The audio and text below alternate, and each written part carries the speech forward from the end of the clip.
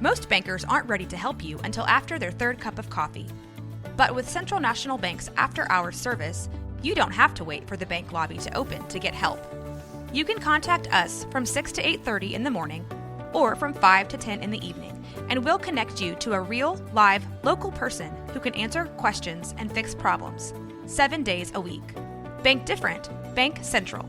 Central National Bank. Member FDIC.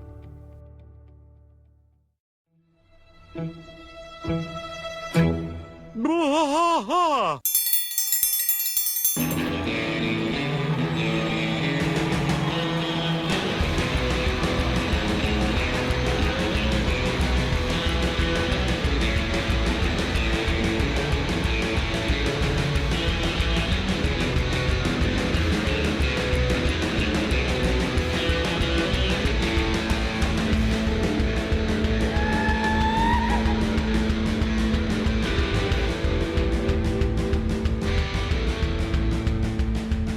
Bwaaa trash fight all through the night, deep in the heart of Texas.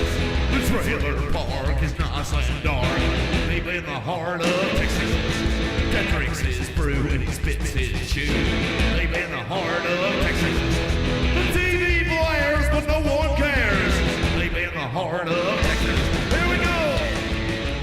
Hey there, everybody. Welcome to Bwaaa. Bwaaa.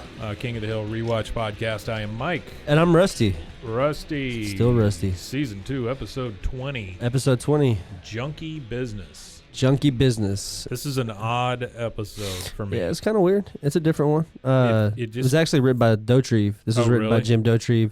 And It just feels weird. April 26, 1998. Like, what it feels like to me, and we'll get into this as we go, but it feels like maybe this was a longer episode that got cut up a lot.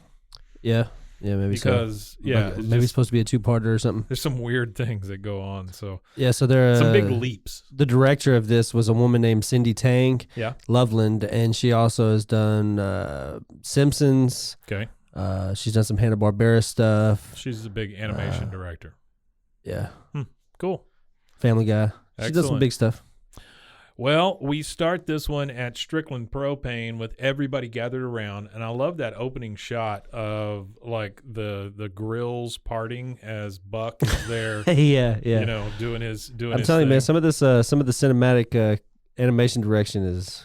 Oh yeah, it's on point. I really like it. Yeah, no, for sure. So everybody's standing around, and Buck says he's announcing the employee of the month. And he's like, the employee of the month is, and then you hear from his stomach, right? His stomach's starting to act up. Yeah. Looky here. I'm sorry, folks. My breakfast burrito was fixing to say adios. What'd you say we finish this ceremony in my back office? That's the bathroom is the back office. Yeah, he always calls the bathroom his back office. Yeah, from the Thatherton episode that's definitely the back that's the office. Toilet. Yeah. Everybody just kind of groans, but they do follow him back to the toilet, which is crazy because it's the men's room. Everybody's in there. They're all just kind of standing around having a meeting. And we find out here in a second that the door's closed the whole time. So it's just the entire time. It's just weird. It is weird. It's a whole weird. Anything with Buck is weird though. Usually, Buck is he's sitting on the throne. Character. And pants around his ankles and everything. You don't see him; you just see his ankles, and he's finishing up his meetings. He says, "Our employee of the month is Hank Hill. Congratulations, Hank. That's 41 times in a row. 41 times. Yeah, he's been 41 times employee of the month. Well, that you could tell. Well, so I wonder 41 months. I wonder if that's how long he's been working for him. That would be, what is that? That's only a little over 4 years, right? Yeah, I guess not. Isn't that that's right? still a long time. Yeah, something like that. Because 52 is 5. I think. I bet they didn't institute the employee of the month until that time. Yeah, whenever maybe. that time came around. That's when maybe. did it. And they just like posthumously, or not posthumously because he's still alive, but like gave him all of the impost. Like, you get the first 20 years, and we'll take this. You know? Yeah, it doesn't matter how long you've been here. You could have them all. So he hands the certificate to Hank under the stall, shakes his hand under the stall. Yeah. And Hank says, "Thank you, sir. I wish you could see the expression on my face." And he goes, "Okie dokie." Starts to open the stall. Yeah. Hank shuts it real quick, says, "But you can't." And then Buck adjourns the meeting. Everybody leaves, but here's something I caught, and maybe I'm just looking too close, but including Buck, there's only 10 people. Yeah. Later on, we find out there's 15. Well, you got truck drivers. Well, but Joe Jack was in there. Yeah, he's the lead truck driver. You're not going to have every truck. So all the other truck drivers are not there? They're out there doing their Okay. job. So All I feel like, well, I don't know. This is just speculation into the show outside of what information we're given. I think that Joe Jack could easily be considered because he has an office desk. Yeah. So that's Joe true. Jack could easily be considered like the lead. I don't understand driver. the layout of Strickland either. It's one of those. It's an open floor plan. It is. You know what it is? Pick your seat when you get there. Yeah. Yeah. There's also a couch right in the middle of it. Which Well, that's is, for Debbie. That's for Debbie. Yeah. So he flushes the toilet and everybody leaves. I did put a note on here that as he's zipping up his pants, he's still talking to Hank. But I put a note on here about my Ted Nugent story. So it made me think of the Ted Nugent story. Yeah. Whenever Buck's zipping up his pants and having this meeting. So I met Ted Nugent and his wife a couple of times. We used to do some recording for Ms. Nugent, and I had to go out to their house, which is around here. Yeah, right. Yeah, it's not far from Crawford, right? Yeah, it's Somewhere within around about 20 minutes or so. Yeah. And I went out to the house one time. And this was the first time I was going to meet Ted Nugent. And I mean, for me, Ted Nugent growing up, it was a big deal, right? Yeah, I mean, he was Detroit, a part of popular music. He's Yeah, a Detroit madman, all that kind of stuff. he was a part of popular music. Great I guitar don't know, player. I don't know. Well, I don't understand the appeal. I don't understand how he could make a career off of what he did, other than his guitar playing. Well, If you went from all of his music had like some serious like stuff like but a iffy lot stuff. of it back then did as well. Yeah, you're right. I mean, you can go back as far. Aerosmith, they all did. Well, they all yeah, did. or Rolling you can go Stones. back I'm as sure they all far did well as stuff. what is that Christmas one where it's about kidnapping a Oh, woman? or baby, whatever. don't go. That's right. Yeah, that's perfect. It's kinda the like holiday that. time nearly. It's We're a almost holiday there. time. I love you can't holiday go anywhere. time. I love all the food. So anyway, I go out to their house. Beautiful place. Yeah. They have basically a compound, right? I have to go through a gate, the whole thing, Armed guards. be approved. Yeah. There's a metal detector. there's a front house, Drug sniffing where- dog. He wants to confiscate all the drugs. There's a front house where the guy lives that takes care of the grounds and stuff, and I have to go past him, and I go way back, and I drive through the house. Beautiful house, a lot of glass, overseeing their countryside kind of thing. I'm welcomed in, these giant doors. Again, lots of glass, lots of heads of dead animals on the walls.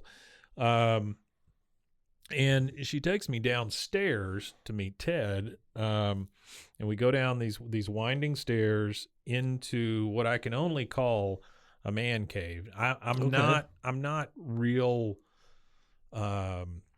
enthused about saying those words because man cave is one of those I just don't like. I just don't like that turn of phrase. But anyway, we go. Is down. it an insult? Has somebody insulted you with that phrase before? Is that why you're so jaded I don't against think it? so. I Like, just go to don't- your fucking man cave. It's like you know? it's like man cave and what's the one the she shed and things like that. I just think they're goofy.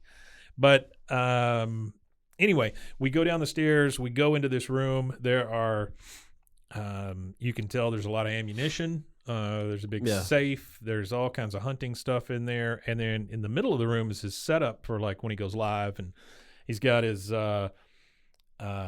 amplifier sitting next to the chair, the guitar, the whole thing. And she goes, Ted, and he's not in there. And we have to walk into the room, and we see him outside on the porch, and he is urinating into the grass. Rocking a piss right off the back porch in true Texas fashion. Yeah. And are you from Texas if you haven't rocked a piss off the back porch? I think you can be. You can be? Yeah. I thought it was like a part it was of about it. 21 years ago, I think they instituted the law where you no longer have to piss off of a porch to be from Texas. Oh, okay, I got you. I think that was Ann Richards. Oh, Ann Richards stopped that? Yeah, I think Ann Richards stopped that. Yeah. So anyway, she says, Ted. And he, oh, okay. And he comes in, and he had just zipped up. This is where the parallel in my mind is, right? He had just zipped up, sticks his hand out and goes, hey, I'm Ted. And so I had to shake his hand from where he was His piss hand. It just came out of it. So well, there you go. That's Mike has shook Ted Nugent's dirty piss hand. that's my something. story of meeting The Ted Detroit Nugent. Madman. He was super nice though, super nice guy. Yeah. I okay. mean, I'm sure he is. So when he's not on TV. So we get back to Buck. He is zipping up, and he says, "Oh, hey, one more thing, Hank. We need to hire a new accessories associate." Yeah, an accessories associate. You need somebody there to sell spatulas and barbecue sauce containers. He always sounds to me like Foghorn Leghorn kind of thing, you know? Yeah, almost. That's one of my favorite actual Looney Tunes characters. Buck is very much. I say, boy. You know, we need to hire. I said we need to hire us a new associate. Yeah, you know? yeah. Get away from me, boy. He also I think that Foghorn Leghorn could have been used for like the Kellogg's. Like advertisements. Sure. I think that would have been great. I say, yeah. Get you some Frosted Flakes. Frosted, yeah. I said flakes there. Boy. Yeah. So Hank says, yeah, he's excited. He said, well, I'll put together a short list of candidates for you. He says, nah, you're the quarterback of this panty raid. You make the pick. Yeah. Panty raid. Yeah, he's. Okay. All right. He is washing his hands and talking to Hank at this time, and I do have to give it to Buck for washing his hands. That's good. Do you think Buck went to college? Like, because that's what I'm thinking. When I hear quarterback of this panty raid, it does sound. I'm thinking, frat. I mean, I'm sure there's something similar maybe in high school, like back in this, I guess Buck would have been 50s, 60s in high school maybe. Yeah, that's what I'm thinking about the 50s and 60s. He probably was in high school is what I would think. But like, so. Seems like the perfect time to be in a fraternity. Yeah, and doing panty raids and all that. Yeah. And I could see Buck maybe being the quarterback. Because isn't all the like Animal House stuff and all that stuff is the 70s, 60s, right? 60s, 60s. So that would be like perfectly in line with 60s, like Buck would have been the demographic that was targeting at that time or whatever. That's about right. Yeah. So No, actually, I honestly think that might have been a reference to a fraternity. Are you a big fan of Animal House? I like some of those movies. Yeah, I like some of those college movies. I love my Animal favorite House. ones. Really is I mean, they're kind of grimy, but the Revenge of the Nerd movies, I really like all of those. Yeah, those are really not bad. Those are really funny. Yeah, they're not terrible. I mean, they're funny, but Animal House has a certain place in my heart. Yeah, for sure. When it came out, Yeah. You got to realize like Animal House, Caddyshack, those type of movies, they all came out at the same time. Yeah, they did. Basically, it was all like and I was the same 5 years or so. I was in a place in my preteen where I was like, oh shit, I gotta go see these movies. Yeah, it was good. It was good comedy. It was good, funny stuff. Yeah, it's good. So he says you're the quarterback of this panty raid, which is super cringeworthy. And Hank says, you want me to choose the next member of Team Strickland? Well, this is a heck of an honor, Buck. Buck says, don't let me down, Hank. You do, it'll be like spitting in my face 41 times in a row. That's a jackass thing to say from Buck there. It is kind of crappy. And next thing we see is Hank putting the certificate up on the wall. Now, I was only able to get a little bit of what the certificate says. Okay. It says Strickland Propane Employee of the Month presented to Hank Hill, and it's written out. Yeah. Hank Hill. I'm assuming Hank wrote it in himself. Rutherford. And it says for consistently superior performance and demonstrated personal initiative. Oh, wow. So that's nice. That's a lot for Buck to say. It is a mouthful. Well, okay, you know what? There's Buck, like a paragraph Buck underneath it that Buck's you can't collegiate read. then. I'll give it to Buck. Buck's probably collegiate then. I think Buck knows how to run a business. Well, he'd have to go to college to. Yeah. I feel like propane that's not just a business. It's not like opening up a sandwich shop or opening up, like a juice store or something like that. So those are the two things that have happened in this last week. And so you had those two things referenced. Yeah, so it's like or whatever. So I don't know. It's a little different. I feel like you have to have certain amount of like requirements and stuff. Those certifications. You can't just. Well, you got to have certifications. You got to have requirements. You own gas. You have to have a line that runs natural gas to your building for you to distribute it. It seems like a business that a good old boy would be very good at. Making those relationships and things with other people. Yeah. Anyway, he's putting the thing up on the wall. Next thing we see, we're at Hank's house. We're at the kitchen table, and Hank is basically practicing interviewing this new person. Yeah. Right? Are you married? My wife passed away 2 years ago. He asked Bobby, "Are you married?" And Bobby's like, My wife passed away 2 years ago. That's good, Bobby. Yeah, that's good. Keep throwing me curveballs. In the back, you see Luann milling around. You see Peggy coming in with the groceries. I want to point out, and I'm sorry, I'm going to get past this first. No, you're good. We'll get there. But it's just a really good. There's a lot to talk about in this episode. It's a full mouth. Yeah. In the back, you see there's one thing that reminded me of my mom hanging in the Hill kitchen. And it's those dried chili peppers. You know those red dried chili peppers that hang on a rope? Yeah. That were in every kitchen forever? Yeah. You know, that's the when dried I saw peppers, that, I was just like, oh, yeah, I remember this. Or the, have you ever seen a braided onion? The onion braids. Never seen a braided onion. So it's like a braided onion. Well, it's like the onion. They braid the onion together. The onions. No. So it's like really the Amish do this for sure. So it's an old rustic thing. So I'm sure not just the Amish participated. I'm sure there's a lot of people that participated at one point or another.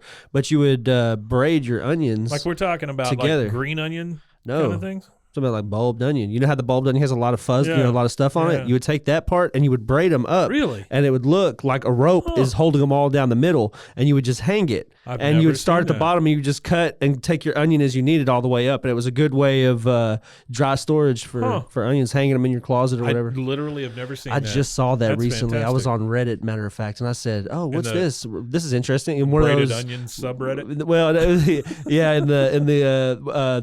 it's just onion subreddit. I can't. Yeah, sure. You got to be a little more broad if you want to see the right information. It's just onion.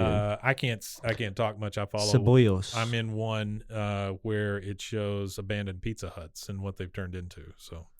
Yeah, that's funny. Well, that's the thing. That's another thing I saw. I saw a meme today too that said it doesn't matter how you dress up a Pizza Hut, you'll never fool anybody. It always looks like a Pizza Hut. You'll never fool anybody. Yeah, you have been always on Reddit. a Pizza Hut. I know exactly where you've been. So anyway, we r/Pizza Hut. We see those peppers hanging back there. He says, after Bobby says that his wife died 2 years ago, he goes, "That's a good one, Bobby. Keep throwing me curveballs." And Bobby's like excited. He goes, "Ask another one." He goes, "Well, here's one that gets to the heart of the matter. We're all Christians here. How about you?" Yeah, you can't ask a question in an interview. Yeah, Peggy she chimes comes in over real quick. And she's just like, "Oh my God, Hank, you can't ask that question in an interview. It's against the law. You can't ask about age, race, religion, or sexual affiliation." No. Well, it's illegal equivalent to asking a woman how much she weighs. I don't know how she got all that out of that, but all right, the math ain't mathin'. Bobby said, "Why don't you just hire me, Dad?" And Hank just laughs and says, "That's a good one, son. Keep throwing those curveballs." Yeah. So we're back at Strickland. We're at Hank's desk, and he's starting his interviews. He's got a gentleman sitting there in front of him. He says, "Here's his first question. If you could," and this seems like a compromise from the one that he can't ask. "If you could eat at Luli's with only one of the following, which would it be? A, Jesus. B, Muhammad. C, Golda Meir." The guy says, "I don't eat at Luli's. They use lard. And so he goes, okay. And while he throws his application away right in the trash. Yeah, he's like, "Nope, you don't need to live." And it's funny that these things that he's picking out to hire these people. So is that how he's hired his whole staff? Oh, I don't doubt it. Yeah. All his staff likes Luli's. Well, his staff knows who Troy Aben is. I think there's a line in the sand between Luli's and Sugarfoot's, right? I think one side. Well, Sugarfoot's is like Texas Roadhouse. Well, it's like barbecue, fried steaks, all that stuff. Yeah, big salad bar. Yeah, all big that salad bar. They got a big salad bar. Yeah. So makes me question how fresh. Like, I hate salad bars because it makes me question how fresh. Some of it is. Yeah. And then the spit guard just doesn't, like, the fact that it's called a spit guard just doesn't make me really want to eat at anything. I thought it was a sneeze guard. Sneeze, spit. Well, sneeze is just a really loud spit all at once. I think a sneeze guard can't protect from spit because it seems lower. Like, it seemed like your mouth would be under the sneeze guard. Yeah, maybe. Yeah, right in the potatoes. Oh, this is my favorite part right here. Do you know that Wendy's used to have a gigantic salad bar? Yeah, I do remember that. Wendy's actually had that was in the early bar. 2000s. They still used to have that baked because potatoes. I remembered in the early 2000s. They should have still had that in the early 2000s. They had their baked potatoes. They need to bring that back because the salads like they do are chili on tap. Yeah, I remember. Man, that's. Oh yeah. It's funny that you do say that because that's like one of those things that I kind of thought I imagined Like, because it's a fast food place. But I guess, you're right. Man, well, that's, all of them used to look like they had a garden atrium in the front of them, with those weird windows. Yeah, before they tore it, the one over here in I guess the Belmead area or whatever, they tore it down and renovated it. Yeah, I remember. That was like in high school. Yeah, they were really nice. Like they were trying to upscale those things. Well, there's a lot of those restaurants they did like that back in the day. They had McDonald's kind of are crazy to me now. By the way, they all look like prisons. This modern this current look reminds of McDonald's me of is crazy. Have you seen the show on Hulu called The Handmaid's Tale? Yeah. It reminds me of it does. Gideon. Very industrial. That's what everything is going to look like in dystopia. Yeah, like when the end of the world is going to be gray. Big gray black block buildings. Like look how fun McDonald's used to look when we were kids. They had like Nintendo 64s. Oh, they had all kinds of stuff. The kiosks was like there's no pits. Switch kiosk. Yeah. Where's the Switch kiosk? Maybe there isn't a McDonald's near you, but if there's a kiosk in a McDonald's near you that has video games still in it, please shoot me a DM on Instagram. I have been to the world's largest McDonald's, which is the one in Las Vegas. I've been to the Blue McDonald's in Sedona, Arizona. Really? Yeah, that's the only cool McDonald's I've been to. Yeah. I've been to a McDonald's in Amsterdam too, which was pretty cool because it was like it's really funny because you're walking down like this street and you're looking at all these buildings. It's like, oh, these buildings, they have like historical markers on it. Sure. And you walk up to one, and it's got a historical marker, and boom, it's a McDonald's. Oh wow! But it's like a historical graded building that can never be torn down. But McDonald's has to upkeep it. Well, that's the thing is like it's kind of neat because some of these things like that, like there was one, I want to say it's in France somewhere or something. I could be wrong. That's like this little hut thing in between all these big buildings, but it's a listed historical building, and they like McDonald's saved the building pretty much from being destroyed because at the time when they were like, upscaling these towns and rebuilding them and redoing all these, big buildings and stuff. Yeah, they were just going to tear it down. They were just going to tear it down. Yeah. So McDonald's put a McDonald's there and they saved it. That was a subreddit that I followed, which was mine's from fast food YouTube videos. It's like non-traditional McDonald's or something. Yeah, that's what it is. It's just a bunch of different McDonald's. There's one that actually goes over a highway. Oh yeah, it's like an overpass type deal, and you drive like people drive underneath it, and it's like over a highway. I don't know where it's at. I wonder when their menus are better overseas too. Well, that's what I was going to say about the Las Vegas one. They still serve pizza. Oh really? At that one, yeah. Oh, that's cool. Well, the ones I went to in Europe were way better. Stuff like that. Like the one at Amsterdam, it actually tasted like a burger. Huh. Well, they got instead of like MSG filled hormone pumped meat. I went to McDonald's the other day, and it's just really salty. The only reason I go is for super breakfast. Salty. I go for breakfast. Yeah, breakfast stuff's not bad. I don't know. It's just really salty. So I always ask for no salt on my fries because there's enough salt on the hamburger. Like if you eat the fries with the hamburger, you get enough salt. See, I make up for that. I ask for your salt. Oh, okay. So you get extra salt. You have a salt deficiency. Please? There you go. That's right. I need more salt, please. So this part right here is like my favorite. My ankles are not quite big enough. They're not. I'm trying to blow those up as big as I can. Might need to leave the salt. Yeah, you might need to use the LITE, the light salt. Yeah. Oh my God, that stuff sucks. I would just go off of salt. Well, my dad had he had high sodium. And he had to use the light salt. My grandparents had the same thing. They were using that light salt, and it tasted like garbage. It's nasty. It's not even worth using. Oh. So let's get back to it. So we got. I'm so sorry. No, you're good. That was my fault too. So this is actually my favorite part. My favorite part of the whole show. So he goes. The second interview. Yeah. So he goes, Mr. Harrington, you seem to have a few gaps here in your work history. Very old man. Very old man. Very old man. Yep. Well, 35 to 45. FDR was in the White House, so I was on the welfare, And in the 60s, you had Kennedy and LBJ. So I was on the welfare. And then from 77 to 81, Jimmy Carter. So I was on the welfare. That made me laugh so much because all of those presidents were known for putting in some type of policy or whatever for welfare or social care or something like that. Actually, LBJ was like there at the movement for the civil rights. He did all that big civil rights stuff with that. I guess it was the Civil Rights Act that John F. Kennedy was trying to do. LBJ had a great movie with Bryan Cranston. That's like one of the best biopics, I think, for a president for me, just because Bryan Cranston he's really good. He really is a good actor. Yeah. I think people he's an excellent actor. People underestimated that guy when he came out real popular. Well, with it was Malcolm in the Middle. That's what I'm saying. People underestimated even then. Go back and watch it now. It's good it stuff, is gold. Man. It's really, really good. Yeah, he's really good. So our next interviewee is Dale. Yeah, Dale. Hank says, Dale, what are you doing here? He says, I have killed all the bugs in Ireland. It is time for me to take on a new challenge. My resume. And he hands him a piece of notebook paper that's been torn out and there's of a spiral. And there's a bug crawling on it. Yeah. That's right. And he reads it. He says, 1984 to present, Gribble and Sons Propane, Yuma, Arizona. Dale, I've known you since we were in the first grade. He says, you don't know me. You know what's in Yuma, Arizona? I'm unknowable. What? Well, I had a guy I worked with who was stationed there in the Marine Corps, and he said the only thing that they have out there is it's testing facilities, right? Like where they tested. They do airplanes and stuff out there. He was a fueler. He used to fuel up jets. No, that's Utah. No, it's not Salt Flats. No, they fuel up jets and stuff. I think they do test like fly because it's like a lot of dead airspace out there that nobody uses for.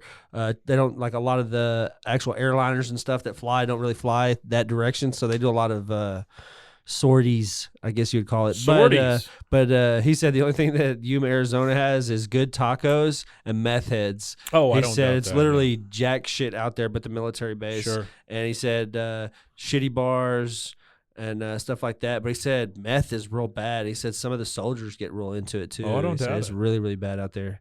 There's nothing out there, it's literally nothing. So next, we have Hank sitting at his desk. He's asking for another applicant, and he calls for Mario Montalvo. Which is voiced. We'll go ahead and let me knock that out real quick. Well, she comes in. Yeah, she comes in. My name's Maria. Maria. She's super dressed up, too. She looks wonderful. She's in a purple suit with a briefcase and all that stuff. You can tell she is the best one. Yeah, she's actually voiced by a Cuban woman. Oh, yeah? Yeah, her name is Bertila Damas. Oh. And so she's done stuff on Spanish television. She's done a lot of Spanish television stuff like that, commercials and stuff and voiceovers in Spanish and stuff.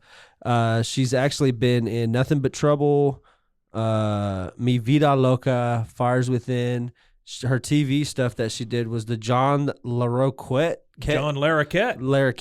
show. You know who that is? I have no clue. He was the smart mouth lawyer on Night Court. Oh, okay. Do you remember Night Court? No, don't know that. Remember that either. Yeah. She was John Larroquette. Very I love funny guy or something. Is it like comedy? Yeah, he's funny. Oh, okay, I'll have to check that out then. Yeah. I'll look into that. There was a John Larroquette show, but that was after Night Court. Yeah, and she actually did. She was in Star Trek, Deep Space Nine, and in Voyager. I think he died. Oh, he did. Because they were going to do this reboot of Night Court. So the guy that played the judge is dead. Bull, the bailiff, is dead. I think John Larroquette died. There's too many dead people to do the show anymore. Well, they're still doing it. Oh, they're still doing it. Yeah, so they're doing it without John. No. I'm sorry. John Larroquette is the star. So is of it this the thing without now. John show? So it's John Larroquette is still in it, and the judge is the judge's daughter. It's that kind of thing where they're doing the reboot thing. But yeah, so her name was Bertila Damas. She was in like Star Trek. She did Star Trek, that John show. She was actually in two. She was actually in two separate Star Treks. She was in Deep Space Nine and Voyager as two separate characters. Wow. And she did like a lot of one-off stuff and like ER, The Huntress, Family Law, The Division, Crossing Jordan, Sleeper Cell, Bones, 9, Dexter, CSI. I could keep doing that. So she's in a lot of different stuff. She was actually in Brooklyn Nine-Nine in 2 episodes of that.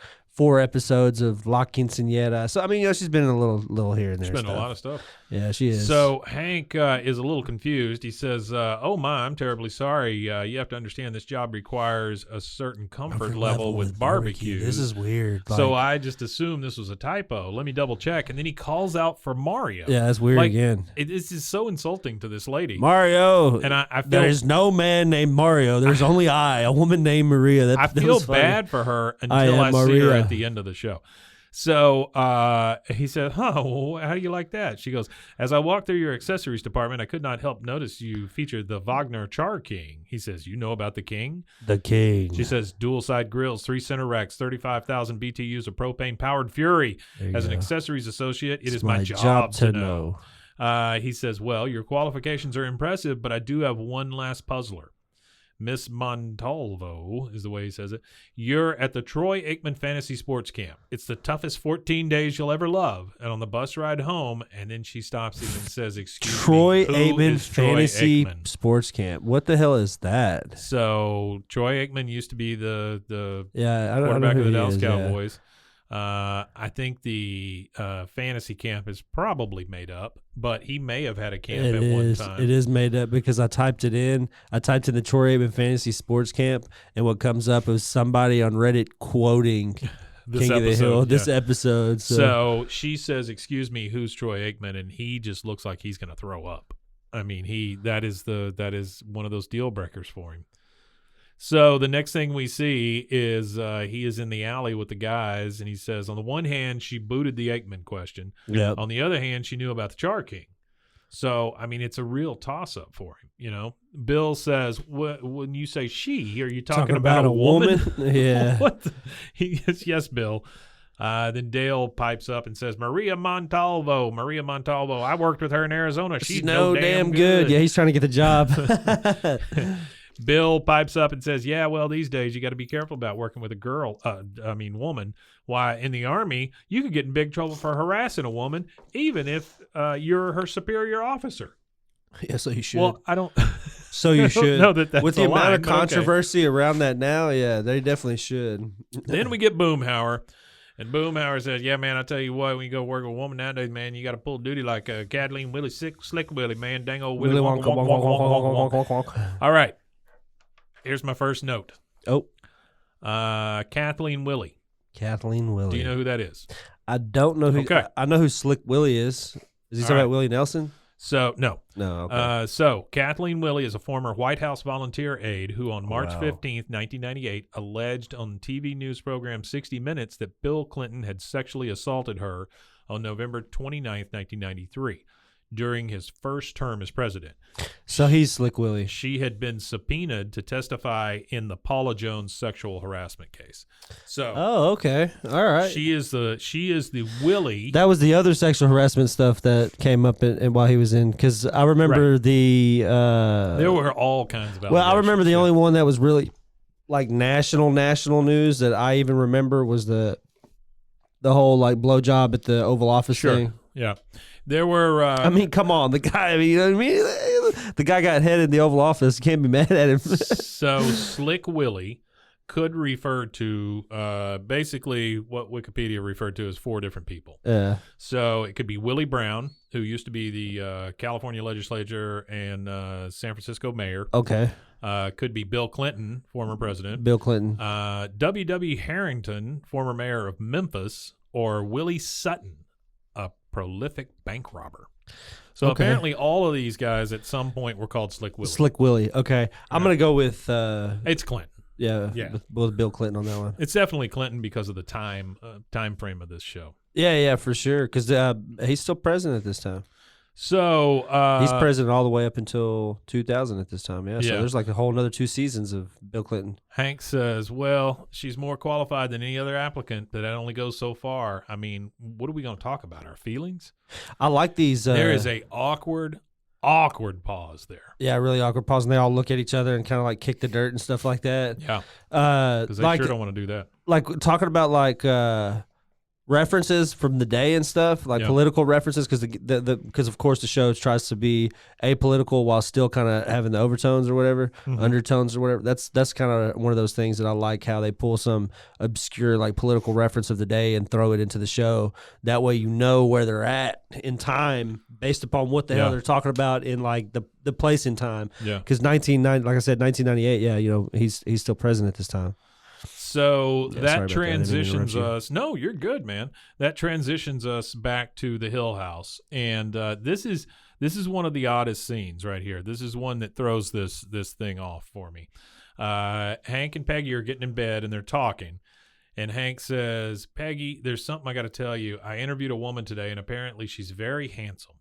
Yeah. It's a weird way to talk about a woman. He kind of paused, though, and then said very handsome. He says she's also extremely well qualified and sharp as a tack, but don't worry, I'm not going to hire her. So Peggy, coming out in her curlers and her slip, she says, why would I worry? I feel for her. If people had been afraid to hire me because I'm pretty and smart, I would have never gotten to where I am today. She's a substitute teacher. Yeah, that's it. That's all she is. Hank says, I just don't know what the rules are anymore, Peggy. If Bob Cecil made a big sale, I could just give him a pat on the back or something. How can I do that with Maria Montalvo? She says, okay, well, please, honey, women are nothing to be afraid of. Just give her a hug. Put your arms around her like this. Ooh, and no, she no, shows no. him how to hug, which bad advice. Bad advice. And Don't weird. hug nobody at work. And weird. Yeah, please. Don't hug anybody you're not comfortable hugging at work. Don't just like walk up and just start hugging people. Just don't hug people at work. How about that? How about we just make a rule? No there more you hugging. go. No more hugging at work. No more hugging at work. That way you don't get sick and Free hugs. You don't get sued. Yeah. He then says what I think is one of the weirdest things, unless he's trying to get lucky. He says, I don't know, Peg, what if she gets her cheek up against mine like this? Oh. And starts rubbing cheeks together. Yeah, and she's they're like, getting a little rowdy. and you can tell she's getting a little fired up. She says, well, in that case, you can just start to struggle politely like this. Struggle politely is a weird phrase. I wrote down nuzzle, look at each other, kissing, and then we transition after a bunch of moaning to Peggy just laying there passed out with her hair all messed up with her curlers still in. Then we go over to Hank. Both of them are completely naked, apparently. Yeah, they are. And Hank is sitting up in bed just going, oh, because he is terrified that this is what's going to happen with Miss Montalvo. Because you can't work with a lady without going to bed with her. I mean, it's not exclusive. No, you should not assume that you're going to exclusive. I mean, it can happen, but it's not generally something you should be doing. No, I wouldn't suggest you it. Probably should. I mean, especially if you're in management, it was probably a no-go. If you're just like, well, I don't you know, think a you should line at cook. all. Well, if you're like a line cook and a waitress, you know what I mean. Okay. That's generally how it goes. So that's the difference, huh? Well, I mean, come on. You know, you're You're a not. line cook. I'm never against like working with somebody and being in a relationship with them Yeah. if you're not working in the same direct area. So if you're like wait staff and then you're the cook, Sure. you know, you have minimal interaction, That's but a I little think that's different, okay. Yeah. So we then go to Strickland's, and Hank is sitting there holding Miss Montalvo's resume, and I would like to take a quick look at Miss Maria Montalvo's resume. So, Oh yeah, I saw that. I actually picked up your notes when I sat down and looked at those. Yeah, I saw that. I There's thought that was no cool. way you can read I this. thought that was cool. No, there's not. I really couldn't. I put it back down. Yeah, it's like a doctor who never learned how to write. It says Maria Montalvo at the top, and then it has her address, and I think it said 2332. It may be different numbers, but it said West Longhorn Street, which I really appreciated. Yeah. Arlen, Texas, 29206. I don't know if that zip code is even in Texas. I don't know. What was it again? Say it again. 29206. I'm going to look that up real quick. Yeah. 29206. So her first reference is she was a sales manager at FERB Propane Inc., FERB. I'm going to go ahead and interrupt you. So that is Yeah. actually in Richland County, Columbia, South Carolina. That's what I thought, man. I mean, that 292, that is not Texas. Not any Texas places that I've ever. No. I mean, most of them I know are like sevens. They all They start have it. with They start with like sevens, a yeah. 7. Then she was before that, she was a sales. Before that, she was a sales associate at Marsh Propane Accessory Manufacturing in Galveston. So she worked at the manufacturing industry. She did. There And you then go. before that, she was a junior account manager at a gas propane distributor in Abilene, Texas. Oh, so she's highly qualified. For this dumb to job. work in Yeah. gas. She knows more about spatulas than anybody you'll ever meet. She went to the West Texas College of Business and Industry. Wow. And she graduated from Roger Staubach High. You know Roger Staubach? I know who he is. Yeah. Isn't he the guy who he was a quarterback. Of the I know he was a Cowboys quarterback, in but the wasn't he a 70s. quarterback that also had to go to the military before he got to serve? He was got in to the play Navy. football. Yeah, he was in the because Navy. he played for Navy, and they wouldn't sign a waiver to let him go play the NFL, so Well, he had to go do his 4 years. Him, or was it the other way around? and He then got David Robinson in the NBA. Both those guys were in the Navy. And Did they the have same to thing. go to the Navy first, or Yes. they got to go to the Navy Yes, after? they did. Okay, well, because first. there's one football player, I can't remember who it was, but they were in a similar situation like that, but they had to go to the Navy first. Yeah. And then when they got That's out what of I'm the saying. Navy. They did too. or Staubach and or after. Oh, yeah. Well, no, I don't know. I don't know what I'm thinking. Yeah, I guess it is Roger Staubach. That's what I was thinking of. So yeah. Maria Montalvo, I thought that this was a one-off, but it is not.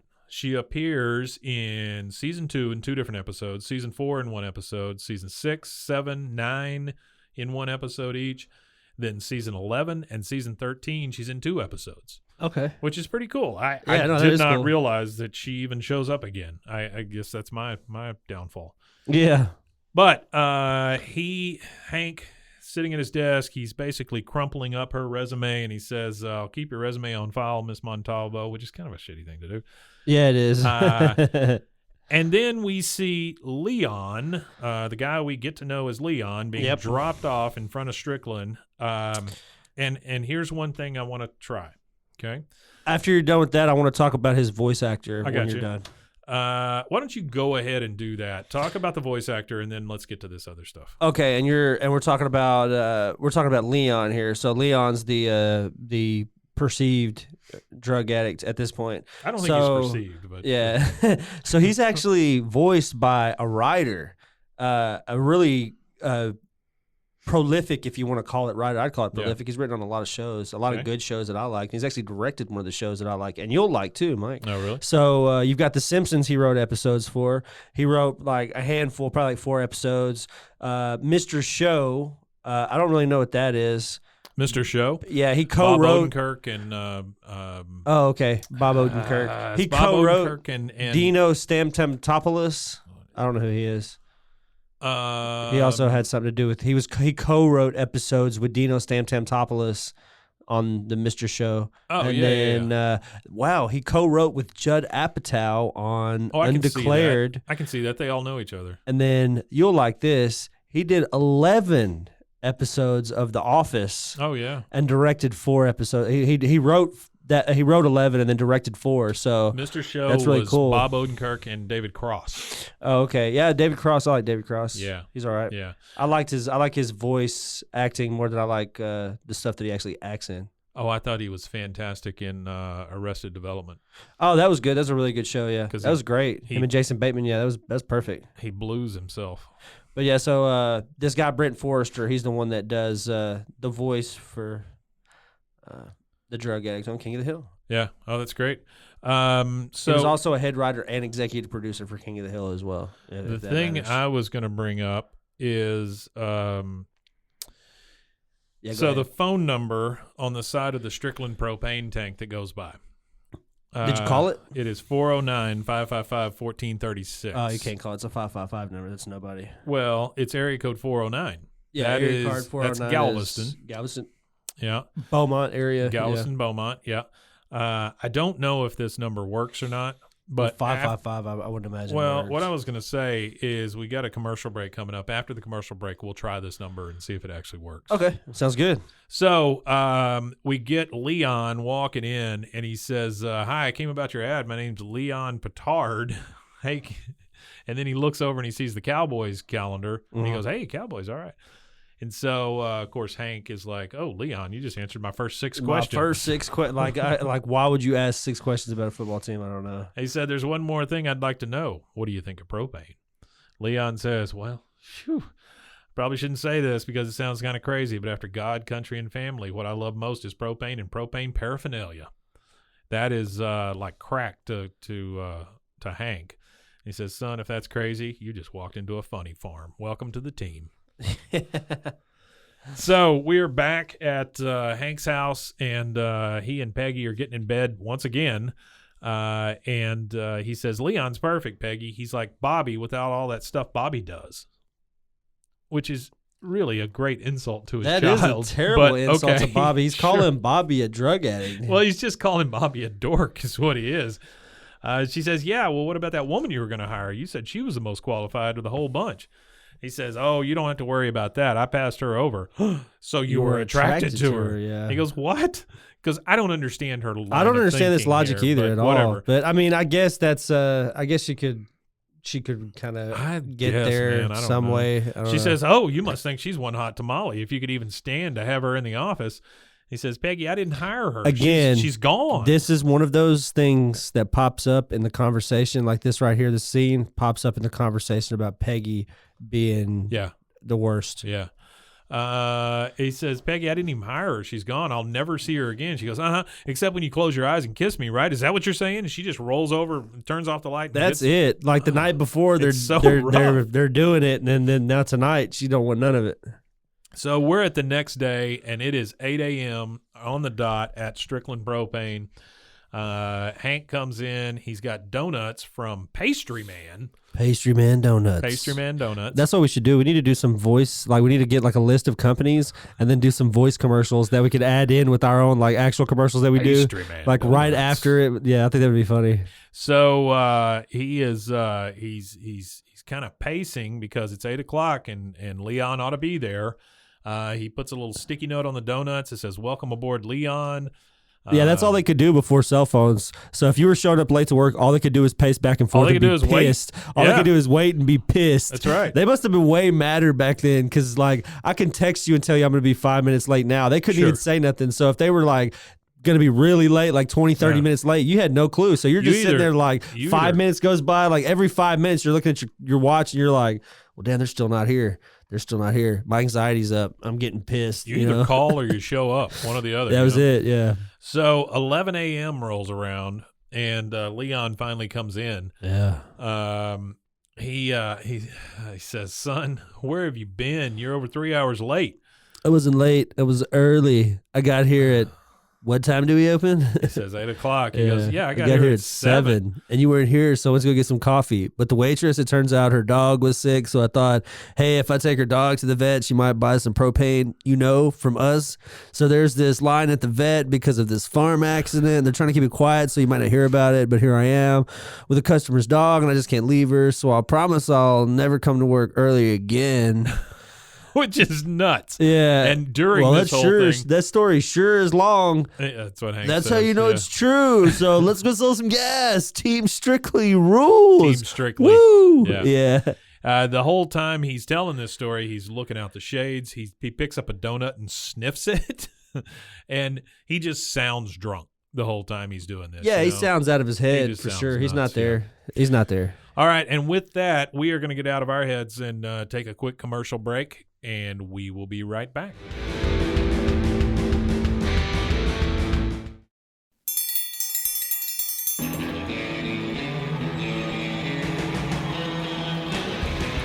Hey, everybody, it's Rusty with the King of the Hill podcast, Bwaaa. So we are currently trying to win Podcast of the Year, and we're hoping that you guys could help us out by nominating us on Waco Awards website. If you Google Waco Awards Podcast of the Year, the hyperlink will pop up for you to click on Google's search. Also, on social media, I've posted about it quite a bit, so you guys can go to all of our social media platforms at Twitter, TikTok, Instagram, and I have the link posted there on a few different posts, and help us at least get nominated. If we can't win, it would be great to at least have a nomination in our first year of podcasting. And we hope that you guys have enjoyed the content and continue to enjoy the content for the rest of the year. All right, we are back. And now Bwaaa. We're back to Bwaaa. Yeah, we're back. Okay, so we said that after the break we would try this phone number. Yeah, we're going to try to call 409-555. What's the other 409-555-1436. So I'm going to try that now. Let's see what we get. The number you've dialed is not in I service. think that's what happened. Please check the number and dial again. Or dial 611 for customer. I wonder like what that the prefix T-Mobile phone voice. numbers It's a are. I wonder terrible what the voice. phone number prefixes are. Because we could just throw like a different prefix in there and see if it would ring something in Galveston. Well, I don't want to call anybody else. Oh, okay. I was fixing to say 766-770-771. You could dial any of those. It would dial Galveston. Just say, hey, That's can the you give me the prefix. number to Strickland Propane, Yeah, please? can we get the number to Strickland Propane? Well, that was a little underwhelming. Oh, I got but a at funny least we know story it for you. doesn't work. I got a funny story then before we jump back into the episode. So I used to room with a friend of mine, and his dad was a truck driver. So his dad would crash at our place when he was in town because he was gone like 3 to 6 months out of the year. Yeah, sure. So when he would come to crash, Over the road trucker. Well, he was over the road so long at this point. He's like in his 60s at this point when I meet him, or his late 50s, and he's just burnt, pretty much his brain fried from the road. Sure. Yeah. Well, I would always joke with him, like, man, did you pass through Arlen on your way? And Arlen, that's up there by, like, he would legitimately like he's not playing along like they're like, but he's legitimately really is saying he passed through Arlen. And he's like, well, where's Arlen? And I was like, oh yeah, it's over there by McManerberry and Durndal. You didn't pass through there on your way into Waco? Durndal. I used to do that to him all the time. And he would always be like, oh, well, no, I've never heard of Arlen. What's that? Where's that at? So we are now at the point where Hank is going to show Leon around the very small Strickland propane office. I don't really understand this tour because here's the water cooler. There ain't much. Here's there. the front door. Yeah. Here's the Char King. He says we work as a team here at Strickland. There are 15 of us, counting you. Again, now we're referring to that 15 number. Yep. Okay. He says 15. Wow. What's this thing called again? And he's pointing to the Wagner Char King, which that's your first red flag. Right? Yeah, it is your first red flag. I guess second red flag because he came in late. He says, actually, I haven't told you about this grill yet, Leon. It's called the Wagner Char King, and it's the crown jewel. He says, oh, yeah, Char King. I remember. It's almost lunchtime, right? And he's just tweaking the whole time, like rubbing his nose and rubbing his arms and all this stuff. Finger under his nose a lot of times, which makes me think Coke, but then he gets real loopy, so it's not I don't know what he's doing in there. But Hank says, well, it's getting close, I guess. He goes, great, and just goes straight to the men's room. He comes out a couple minutes later, and he is high as a kite. He's like, hey, it's the Char King. And he's just like floating, man. Next thing we see is Leon sitting in the break room watching Monsignor Montoya on the TV. We hear some Spanish music playing and no deals. And so we see Monsignor Montoya pull the priest's shirt open. He's got a wire on. And he goes, oh, Dios mío, no. And then he goes back to Leon, but he literally shoots the guy. Yeah, shoots him. Kills the guy, I guess, in the middle of the church. Yeah. So that's the subtext to Monsignor Montoya. Actually, there was a.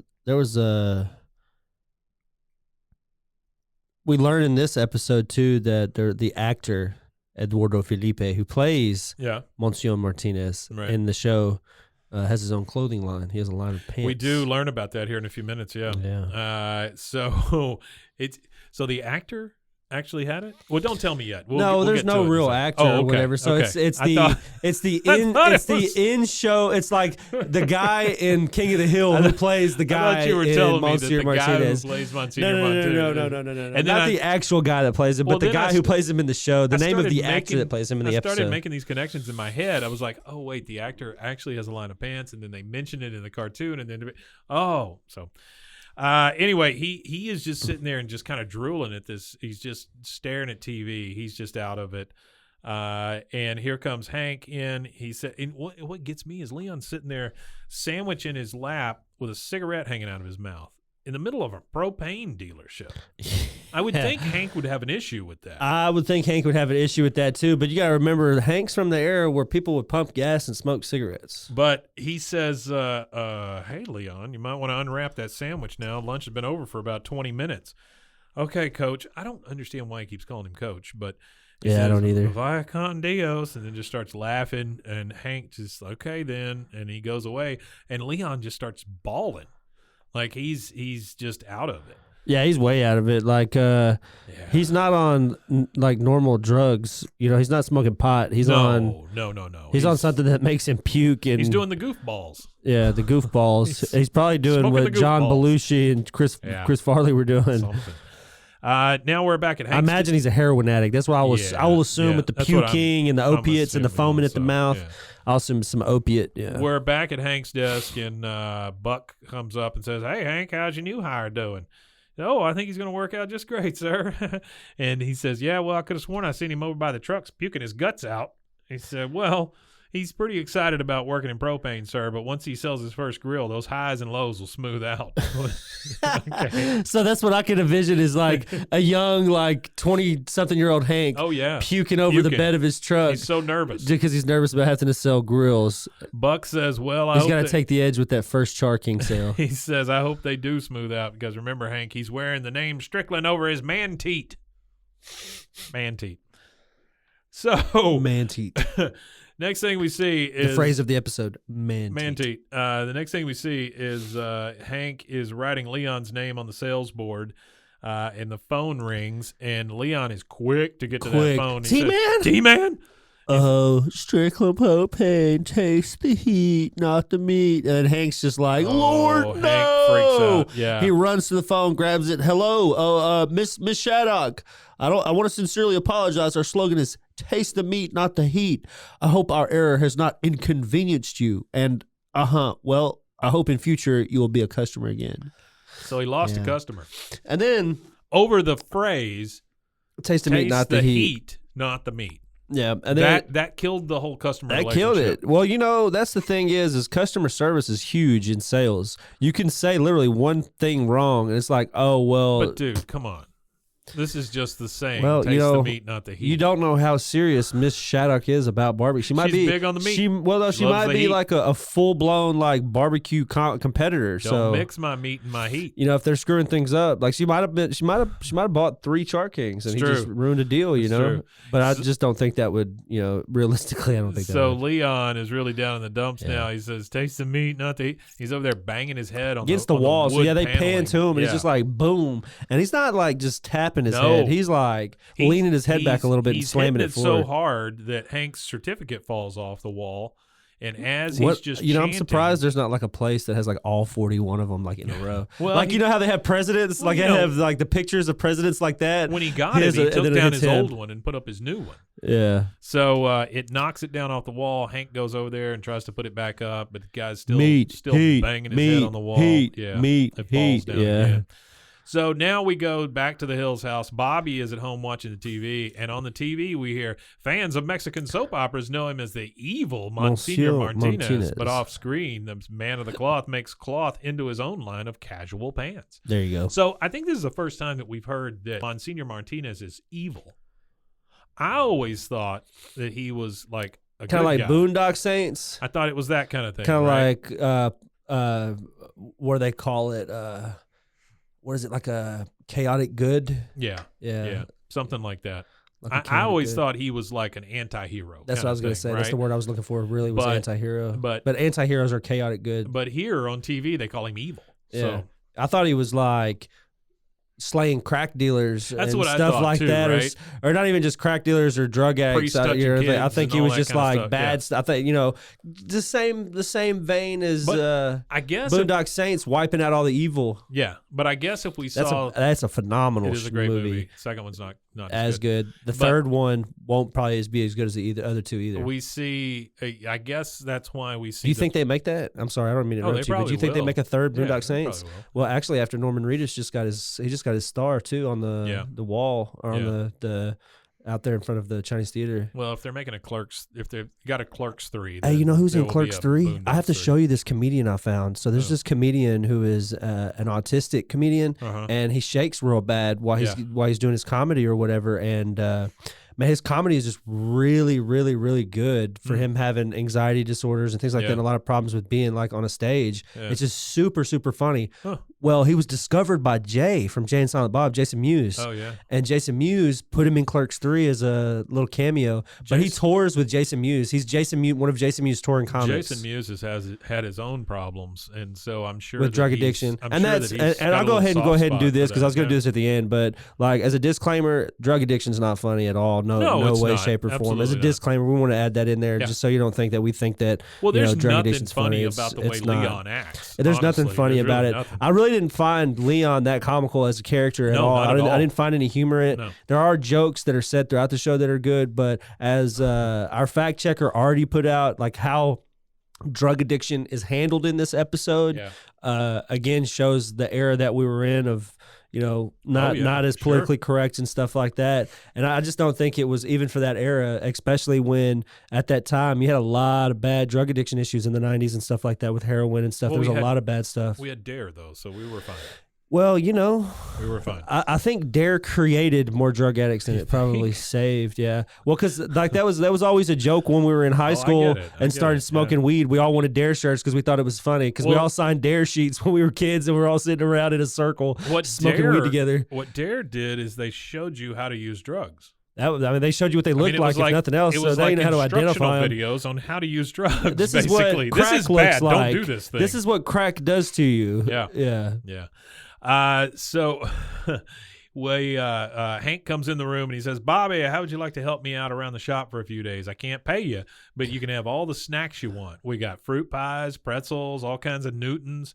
You had me at fruit pies. Bobby with his fruit pies, man. He loves fruit pies. You know, that's what we should do when we have an event for the final. Sell fruit pies. We should sell fruit pies. Yeah. We can sell a lot of fruit pies. Now we're back. We would sell out. I think we would sell 100 fruit pies. Even if 10 people showed up, 100 fruit pies. We would sell 10 a person. Like there's fruit pies are that good. 5 fruit pies. Like if you're talking about like the Miss Barrett's or the hostess or whatever. Yeah. Oh, 5 fruit pies. I'd probably put away 8 fruit pies. Well, I'm just saying. We should get a box of fruit pies. Somebody's going to be and looking record at each other eating fruit pies and see how many fruit pies we can eat before we get sick. Do that.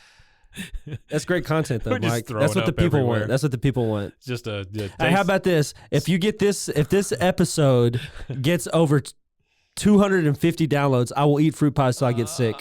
I will. You don't have to participate. We'll record me eating fruit pies until I puke. What kind of fruit pie do you like? I would probably do the frosted Miss Barrett's apple fruit pies, and I'd probably have to have a microwave to heat them up while I eat them with some cream. Oh, you're so fancy. It is. Well, I mean, if I'm going to eat enough till I puke, I want to eat them like congealed. That. Yeah. You know how congealed they are and weird. You guys heard it. I'll honor that, and I'll post a video on social media. So get it to 250 downloads. It's just you can taste the lard. You can taste the artery hardening ingredients. You taste the grease. It's good though. It's good. Good damn pies. You know who used to have a great fruit pie was McDonald's, and then they screwed it up.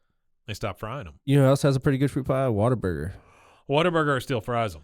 They're so good. Yeah. You can't not have a fried fruit pie. Well, you can at McDonald's. They bake them now. Yeah, but who wants a baked fruit pie? Nobody, I want my fruit because they pie don't sell fried. any fruit pies anymore. Have you ever fried a Miss Barrett's fruit pie? No, I've never double fried a pie. Okay, well, I worked at Sonic, and I used double fried a pie. I've taken things in there to fry them just to see. Oh, I don't doubt that. Yeah. See the goodness in fried items. One of our kids worked that was one of the things Sonic. I did. Yeah, he fell and broke his back. At Sonic? Sonic, yeah. Did he get like PP check, like the money check? He got a PP check. Slipping on the PP. That's right. So we're back at Strickland. They come in and Leon comes in through the door and he has all these sweets in his hand. He has Pastry Man, and on the top is Swamp Snacks. Swamp Snacks. And then he's got some sort of chocolate something and a bunch of other stuff.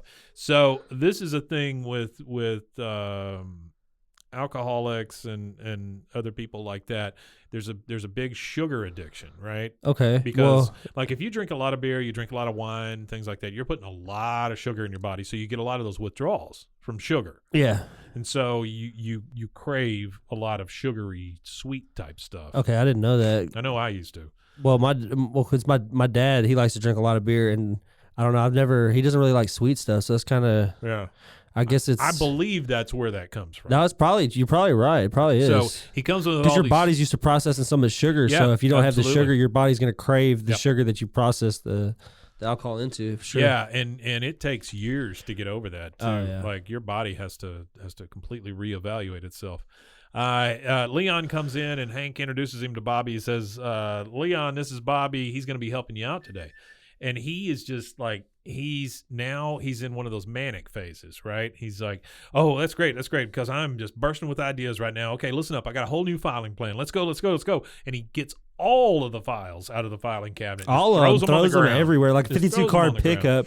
Like, that's the worst way to get organized, is just pull everything out at once and just throw it all about. And then literally the next second, he is over in the corner, curled up, and he says, oh, God, there's still more files here than there are stars in the universe.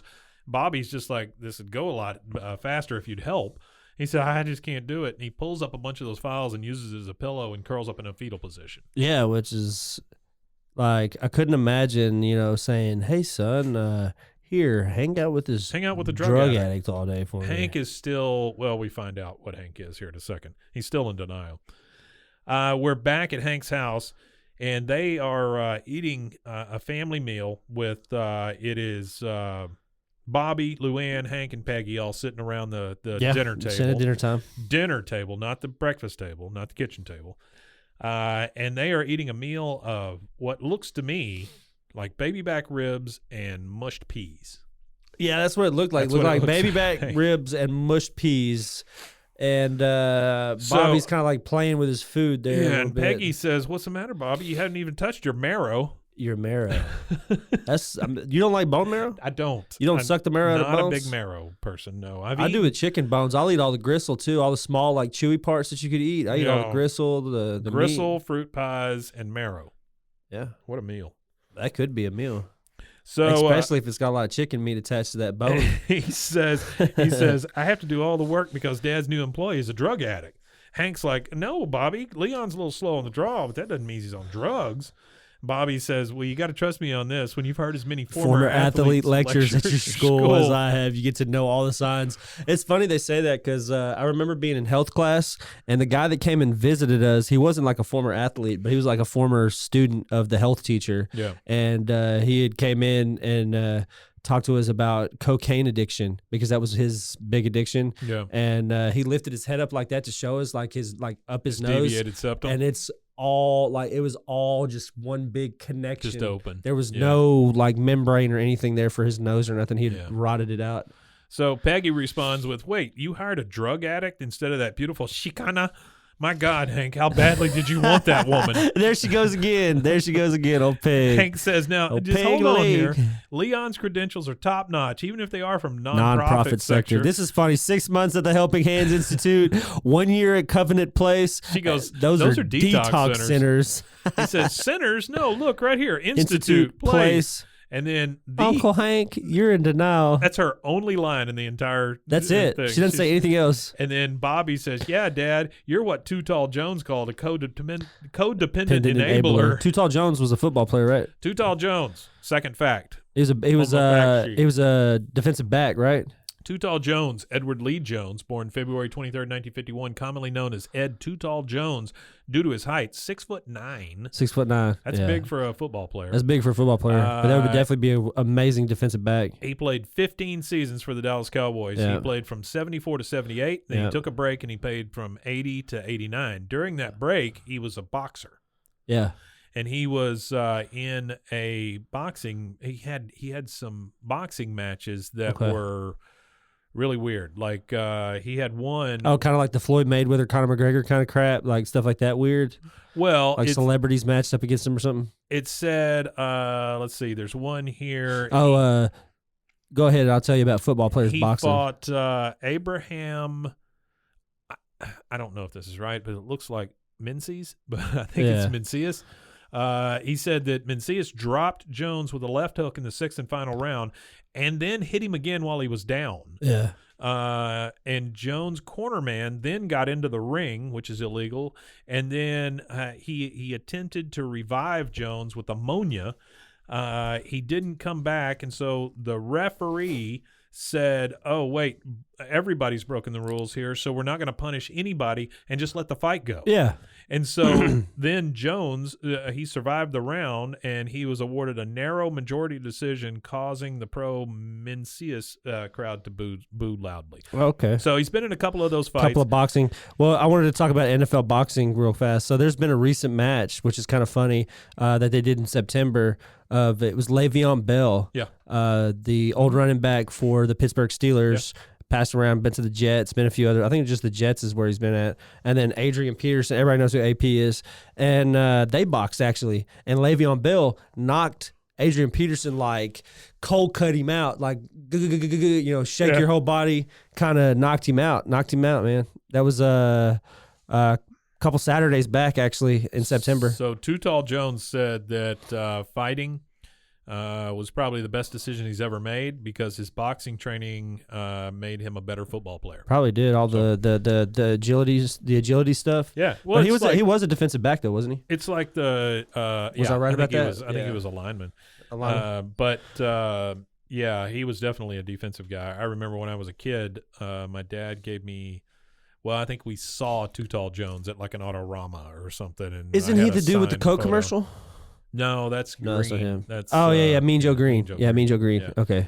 All right. I know who Mean Joe Green is. Yeah. He played for the Steelers. Yeah. Okay. So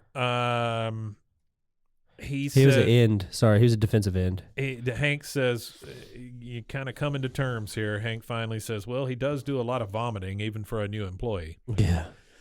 We're back at Strickland, and this is weird to me also that Buck is bringing in an old lady with a walker, and he says, "All right now, Miss Throckmorton. Miss Throckmorton, yeah. With our new electronic debit system, you never even have to check your bill." Oh, my, that does sound convenient. Okay, I need to talk about Miss Throckmorton. Yeah. Can you look and see who does her voice? Oh, Miss Throckmorton's voice? I think because this is nuts to me because she sounds like an old horror movie star. I wrote down Vincent Price here. That's not correct, but she sounds like, oh my, that does sound convenient. Like anybody who ever she's did voiced a vampire by Cheryl Holiday. Okay, who is? It says here on IMDb, Cheryl Holiday loves the booze. Was born in Texas sometime during the Depression. Migrated to California during the Dust Bowl. Career insomniac. Loves Glenfiddich on the rocks and Kettle One gimlets. That's a lot of booze references in that. This biography was written by Cheryl Holiday. Okay. During one of her frequent drunk night. She sounds She did so good weird. episodes, though. She wrote some good episodes for King of the Hill. So she's doing voice, but she's also a writer. She wrote The Order of the Straight Arrow. She did the Texas City Twister. She did Snow Job. Oh, wow. So those are three, like... But she does. Yeah. She comes across and goes, "Oh my, that does sound convenient." Like an old. You know what that reminds me of? The Mad Hatter. Yeah, it's Oh kind of like yeah. it's like that, or it's like an old horror movie star. I mean, it's so weird. Buck says, we take the money right out of your account, and then they see Leon. He's over against the wall, and he's just drooling. No, he more than drool. He's like foamed up He's at the giggling, mouth. he's drooling, he's foaming at the mouth. Yeah. Yeah, he looks zonked. And Buck is like, "What in a Sam Hill?" And then here comes Hank. "Oh, no." He says, "This is your new associate, accessories associate." Geez, Hank, he's drooling nincompoop. Yeah, he is drooling nincompoop. He calls him a nincompoop. He says, "Don't worry, sir. He's as good as gone." And while they're talking, what you see in the background is Miss Throckmorton, and she just starts poking him, which is... Trying to get his attention, one of the funniest things. No, she's poking Leon just poking, as he's drooling. Oh, yeah. No, she's just back there going, he's standing there, poke. and she's like poking him because he's like completely incapacitated. Yeah, he's wrecked. So then we get the first reference here, which I think is trouble. He says, "Well, make sure you don't disgruntle him because you don't want him showing up tomorrow punching the clock with a 45. Yeah. That's rough, man. That's a rough one. That's rough. And then we follow through with it here in a second. Well, there's a story I'll go ahead and tell about a disgruntled worker. So when I was working at the factory, the candy factory, there was a guy that got fired. And, when you get fired, they take your card and all that to where you can't badge in and all that. But he blew the turnstile for security and just stormed through the building.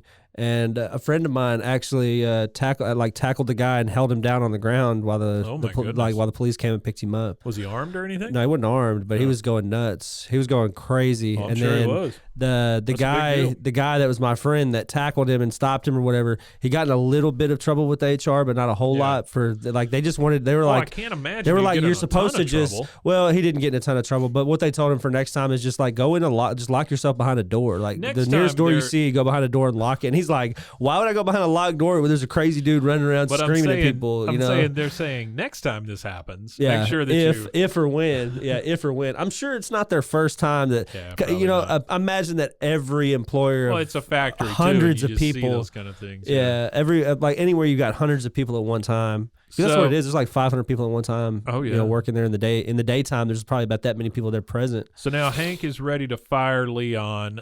This is the next day. We start with this weird, uncomfortable smile between the two of them. Between Hank it's really Leon. odd. He says, "Leon, maybe you don't have the tools that an accessories associate needs. You need to find a job you can do with your tools." He goes, "I got a ratchet set that I haven't pawned yet."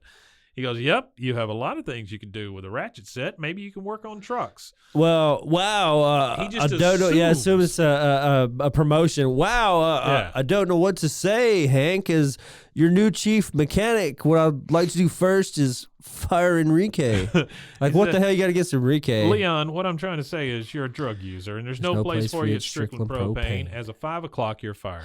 Isn't that crazy how the verbiage works of how you fire somebody? It depends on like what kind of legal things happen. Oh, sure. And like whether they get unemployment or not. Like there's like literally how you like the verbiage you use when you fire somebody could change. So whole lots of stuff. Leon responds with, "Oh no," and we hear that again here in a minute. Hank says, here, and hands him a card. It says, it's a rehab center, son. Why don't you go take the rest of the afternoon off and get yourself some help?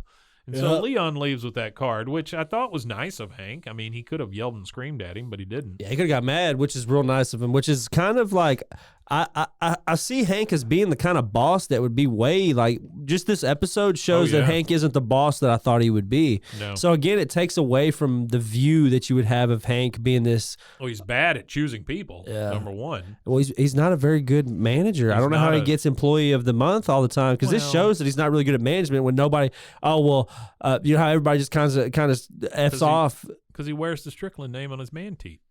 Because he wears the Strickland name proudly. That's all you need is proud man teats to be successful. This is the next day. We're back at Strickland. We see Hank.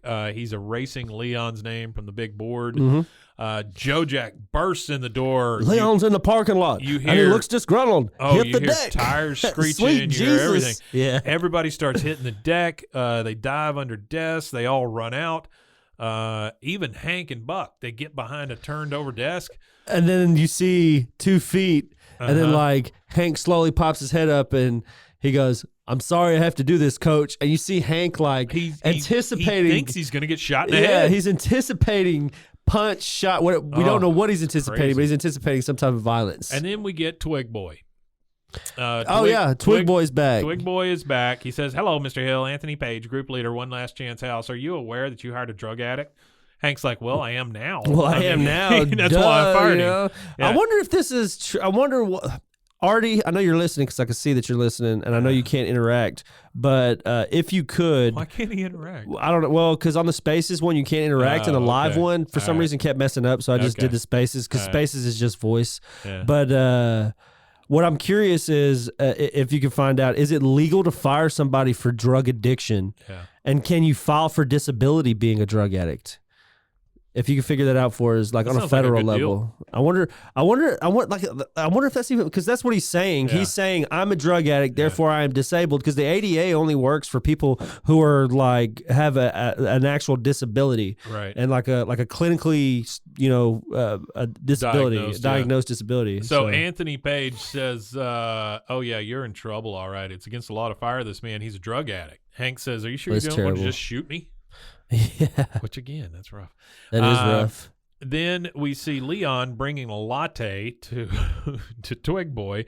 I'm not sure where he got this latte. I'm not either, but he uses this latte as a trivia thing. So whenever he says, what's the line? Thanks for the latte, Leon. Yeah, in another episode, the very first episode or whatever that he's in, he goes, "Give me another latte, Kenneth," or "Thanks for the latte, Kenneth." Oh, really? That's the line from the other episode. So it's kind of like a continuity thing. So, he likes lattes, and apparently he's used to people handing them to him. He says, "Mr. Hill, you have to rehire this man. Legally, drug addiction is a disability, and now that Leon's in rehab, the law prohibits you from firing him." And Hank says, "Rehab? Since when?" And then Leon pipes up and says, holding the card, says, "Since 4:30 yesterday afternoon, and I wasn't officially fired until 5. So Hank's words came back. Playing his cards. He says, so Anthony says, this is Americans with Disabilities Act. This is while he's putting it up on the bulletin board. It ensures that no person, no matter how disadvantaged, how short or obese or blind or gay or even stoned, can be discriminated against once his healing has begun." And then Buck. This is my favorite line. Hell, right now I'd kill for a big fat blind gay guy if we could get some damn work done around here. Hank says, "I can't believe this. Well, I may be stuck with you, but you're stuck with me too. And there's going to be some changes around here. You will be here at 8 a.m. sharp from now on." Anthony then listens to Leon when he says, 8 o'clock, Anthony? He goes, 8 o'clock's not going to work for Leon. He's got withdrawal therapy until 11. Yeah. Then Leon says, "But then I take my methadone, so I should be feeling pretty good by the time I get here." Hank says, "What? I'm not going to let you come to work all hopped up on goofinol." Yeah, goofinol. He says, Anthony says, "Yeah, and he'll need to have the lights dimmed because his pupils will be dilating pretty big by about 12:30. Hank wants to know what kind of game he's trying to play here, and Anthony says, "It's not a game, sir. It's the law, and we win." And Leon's just like, "Woohoo!" with his shirt all hanging out. We are back at the Hill House, once again in bed with Hank and Peggy.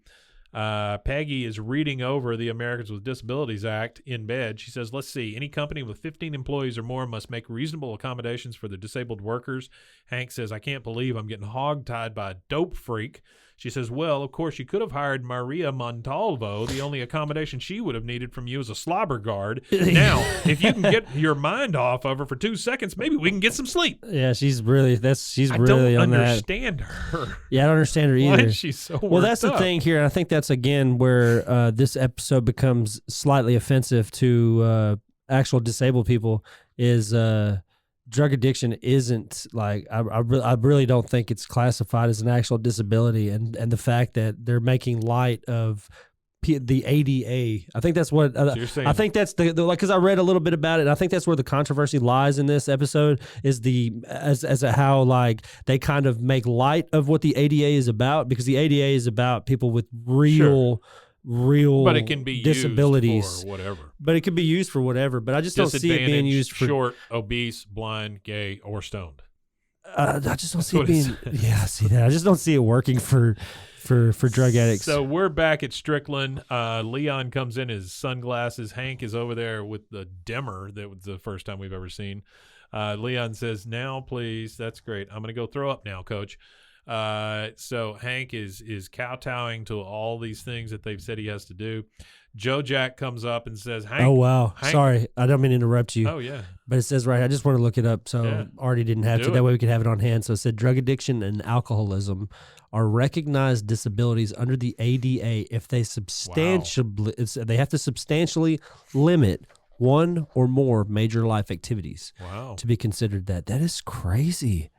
I never knew that, Mike. Well, I know my alcohol So when I was addiction, when I was an alcoholic, I could have. It greatly influenced the way I got alcohol. So I mean, Yeah, that's well, one of the I had a things in buddy my that life was on it ADA really- for anxiety, and he worked at HEB, and he could just leave. He could just be like, "Hey, I'm having an anxiety attack," and then just go home. Crazy. But Joe Jack comes up and, Hank, I got a bone to pick with you, honey. How come Jimi Hendrix gets a futon in his workstation? Hank says, well, because he's disabled, Joe Jack. It's all there in the fine print. Come on, you got propane to haul. He said, honey, I'm too mad to drive a truck. It's almost like my anger is handicapping me. My anger is handicapping So we see the like first inclination of all the employees starting to turn on that's where Hank. everybody's going to start abusing what the ADA is, which, again, the ADA doesn't function in this way. Next thing we see is Hank rolling in a big gas canister, and it is a big one, right? It's one of those that's it's like a tall 5 one. foot tall. Yeah, it looks like an acetylene torch tank, actually. He comes in, and the lights are really, really dim, and Hank's got this canister, and then we hear the bell tinkle, and he says, customer, Jason, can you get that? Jason, who we've never seen, says, sorry, Hank, and this is while his feet are up on the desk. He says, sorry, Hank, I suffer from obsessive-compulsive disorder. If I get out of this chair, Garth Brooks is going to die. Jason, what's his last name?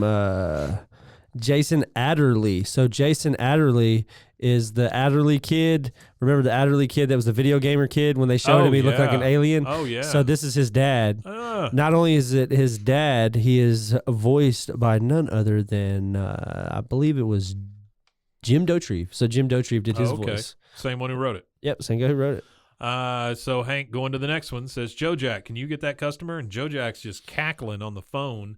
But then he's laughing his ass off, and he looks over at him and goes, I'm far too mad, honey. Much too angry, honey. Yeah, I'm much too angry, honey. So then Hank asks Melinda for a little help, and she says, oh, I'm just too bloated. She's over there just filing her nails. Hank says, oh, heck, I'll do it myself. And you can see him like stretching out his back because he's killing himself. He's doing all the work. Oh, my back. Yeah. So the person that came in is Peggy, and she says, what the hay is going on around here? What the hay? She gets shushed by Debbie, who is laying on the couch. And my question that I wrote down is, why is there a couch? Why is there a couch? Yeah. There's a couch in the middle of this store. Hank says, it's Leon. Now all my employees want in on that damn Americans with Disabilities Act. And then Peggy, again, being very angry in this episode, she goes, she shushed me. And Hank says Debbie's got the yuppie flu, and Hector claims he has something called priapism. He wants a roomier workstation and a view of Debbie. So I think that's a jerk-off is right. joke. Yeah, that's one of my notes here. Prolonged erection. So, and that's and guys, if you have an erection for longer than 4 hours, that's not a good thing. Please go see a doctor. It's not. Yeah, it's not a good thing.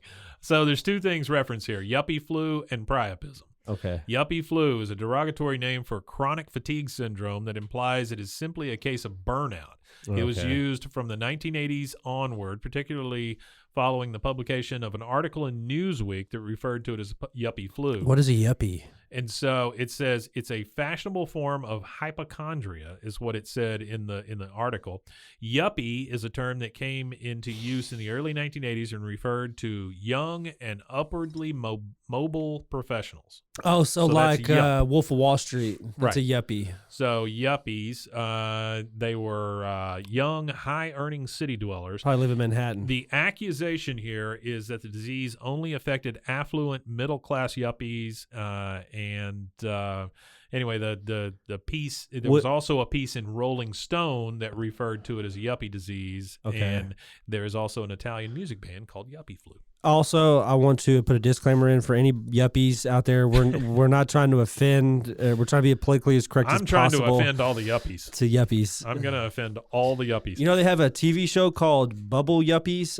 No, Bubble Guppies. That's what it's called. Never mind. I'm sorry. It was a kid's show. I thought it was called Bubble Yuppies. Bubble Yuppies. It was just them doing Quaaludes. Priapism. Prolonged erection of the penis. A full or partial erection continues hours beyond it isn't caused by sexual stimulation.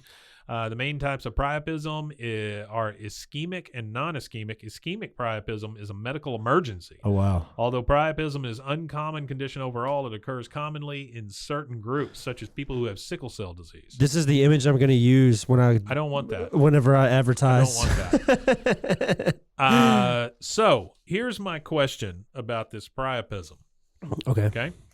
The reference here is Debbie's got the yuppie flu, and Hector claims he has something called priapism.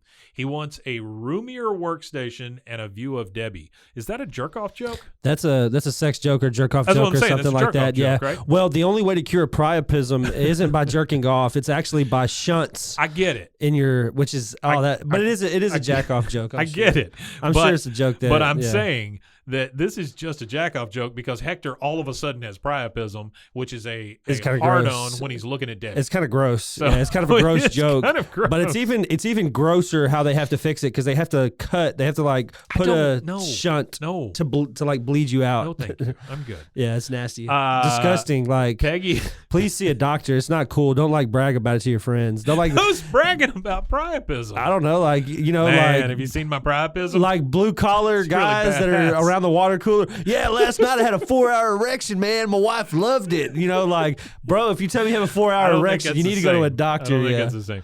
Peggy says, nobody shushes me. Hank, you cannot stand by while these greedy pigs suck the life out of Strickland propane. Anybody's disabled if you think hard enough. Peggy is a turd in this episode. Yeah, she got some iffy stuff going around.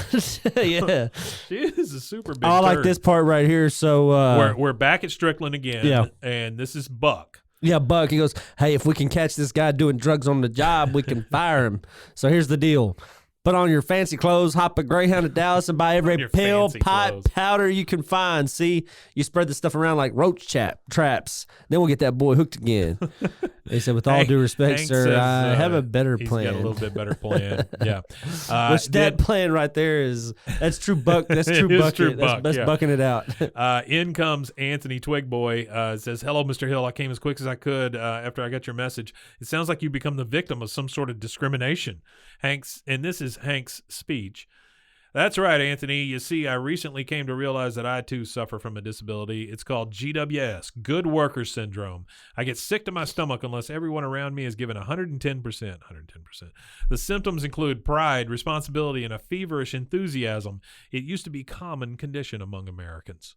Yep. Anthony responds with, ew. People like you who abuse the system ruin it for the rest of us, the truly disabled. And he holds up his his little hand guard. Yeah. He says, I'm leaving, and he tells Leon to call him if he gets any more trouble. Leon says, don't call me Leon anymore. He's obviously pretty high. Yeah, he that's says, the name I used to do drugs with. That's right. From now on, I want to be called. He wants to be called Hank Hill. Hank Hill. Yep. That's enough for Hank. Hank says, nope, that's too far. I cannot accommodate that. I won't. Anthony says, it's not up to you, Hank. It's up to Hank. It's not up to you, Hank. It's up to Hank. This man is not your slave. You don't get to name him. Buck says, all right, Hank, get yourself a bus ticket to Dallas. He's still on his plan. Hank says, I hate to do this, but you leave me no choice. There's only room for one Hank Hill at Strickland Propane. I quit. Buck is flabbergasted. Wait, what am I going to do now? And then Hank leaves, and this is Hank's plan all along. He says, whatever you do, whatever you want, Buck. With me gone, you're down to 14 employees. That makes this your business, not the government's, and he leaves. Oh, wow. Buck is like, huh? What? Oh, hot dang, Hank, you've done it. You've done it, Hank. And Leon thinks he's talking to him. He says, thank you, sir. He says, not you. You're fired. Just like that, boy. He's just like, boom, you're fired. And then he just turns up the lights, and he says, now Strickland's just small enough to skirt the law. You all get back to work. Debbie, you lie right there. So he just lets Debbie stay on the couch for some reason, which I'm only assuming is because she's doing so when Hank left, that cut his employees down to 14. Cut it down to 14. Which made him small enough to not have to follow by the ADA. Follow the ADA anymore. And he was able to fire whoever he wanted. Well, there you go, Hank. Next thing we see, we're in Buck's office, and it's just Buck and Hank, and he says, well, son, you pulled our wieners out of the campfire just in time. Wieners out of the campfire. And and then he goes, well, I guess I did, Buck. And he goes, yeah, so let's get this over with. Hank, where do you see yourself in 5 years? And of course, Hank says, proudly serving as assistant manager of Strickland Propane. And then Buck goes, welcome back, son. You're rehired. After a 6-month probation period, you'll be eligible for vacation and benefits. That's fucked up. He says probation. He goes, oh, yeah, you got to understand my position here. The last couple of Hank Hills I had, one of them was a druggo and the other one quit on me. Yeah. So he says, oh, say howdy to your new accessories associate. And in comes Maria Montalvo. I couldn't read my own writing. Maria Montalvo. She says, I'm happy to be working with you, Hank. And she hugs Hank, but then her hand goes down to Hank's butt, which is one of the weirdest come-ons I've ever seen on to Hank. I think that's the funny thing is that she ends up sexually harassing him. Well, it's not funny. It's not funny, but she sexually harasses him when Peggy was worried about it being in the Hank, coming on to her. And then, which I don't understand why Peggy had been with Hank as long as she probably has, would even assume that Hank would have eyes for another woman. Here's the thing that makes me nuts. Joe Jack comes in and goes, Peggy's in the parking lot. She looks disgruntled. And then you see Peggy storming past the window out front, and then it ends. Which I don't understand. How did Peggy know? I don't know. Where did she come from? What happened? Because there's no fallout here. We don't see anything. The only other thing we see is Melinda standing in front of Hank's desk, and she's asking him if he's starting a recycling program because Hank is putting everybody's name. This is during the credits. He's putting everybody's name on cups. And he goes, no, not really. Have you ever been to the doctor and the doctor gave you a cup? And Melinda says, yes, but that was to pee in. He says, yeah, you can go now. And he knocks all the cups off his desk, which I don't get any of that interaction. I don't get any of it either. It just seems really weird as hell. And then you hear Jason from inside the men's room say, Hank, if you don't give me another cup, the Oak Ridge boys are going to die.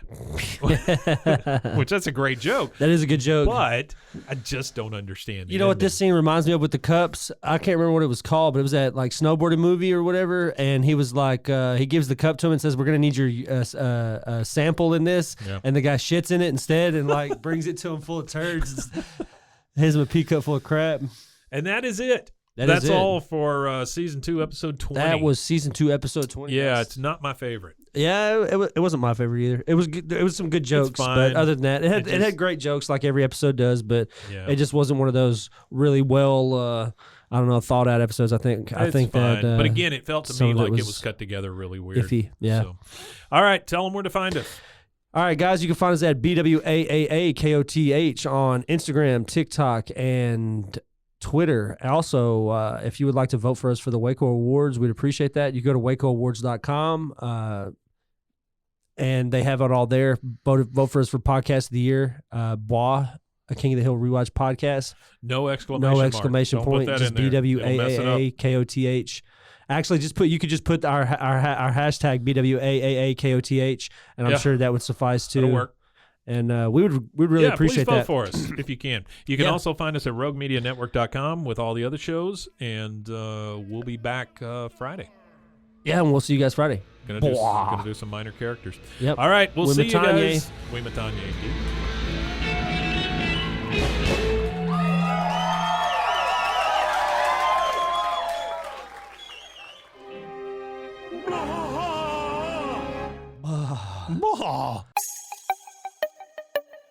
This has been a Rogue Media podcast.